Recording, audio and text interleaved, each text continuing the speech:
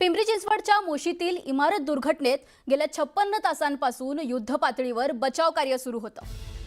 दुर्दैवानं कोसळलेल्या इमारतीच्या ढिगाऱ्याखाली अडकलेल्या सर्वच्या सर्व 8ही कर्मचाऱ्यांशी अद्याप कोणताही संपर्क होऊ शकलेला नाही।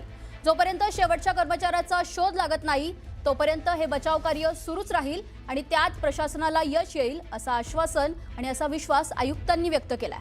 दरम्यान आयुक्तांशी बातचीत केली आहे आपले प्रतिनिधी यांनी।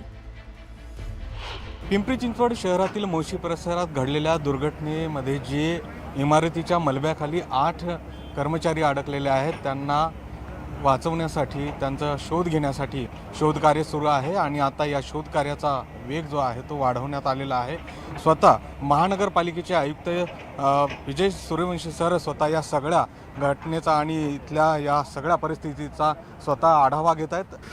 आता जवळजवळ 15 पोकलेन इथे काम करत आहेत, कार्यरत आहेत। NDRFची टीम शर्थीचे प्रयत्न करते आहे। आता आपण त्या बिल्डिंगमध्ये ब्रेक करून त्या बिल्डिंगमध्ये शिरण्याचा NDRF प्रयत्न करते आहे आणि ते झाल्यानंतर आपल्याला त्या 8 व्यक्तींपर्यंत पोहोचणं शक्य होणार। दुपारी एक PRO विभागाकडून अपडेट देण्यात आली होती की आता सुरक्षित रस्ता जो आहे तो केला जाईल, पण पुन्हा काय अडथळा आला तिकडे आणि हे कधीपर्यंत काम चालेल? नाही, दुपारी आपण जेव्हा गेलो मी स्वतः पण जाऊन आलो होतो वरती पूर्ण आणि बघून आलो होतो, परंतु तिथे पुन्हा 3 बीम हे अडकलेले आहेत। 3 बीम आणि स्लॅब सगळे एका ठिकाणी झालेले आहेत आणि ते काढण्यासाठी आता ते ब्रेकरने ते काढून मग तिथे प्रवेश करणार आहेत। काय त्यांचा संपर्क होतोय, प्रतिसाद काही मिळतोय, काय परिस्थिती? आता काल आपण NDRFचे डॉग स्पॉट जे आहे ते पण पाठवले होते, स्निफर डॉग्स पाठवले होते, त्याचप्रमाणे लाईव्ह डिटेक्टर यंत्र ते पाठवलं होतं।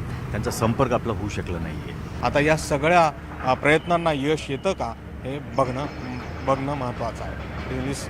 प्रशांत सर, गोविंद वाकडे, न्यूज 18 मराठी, पिंपरी चिंचवड।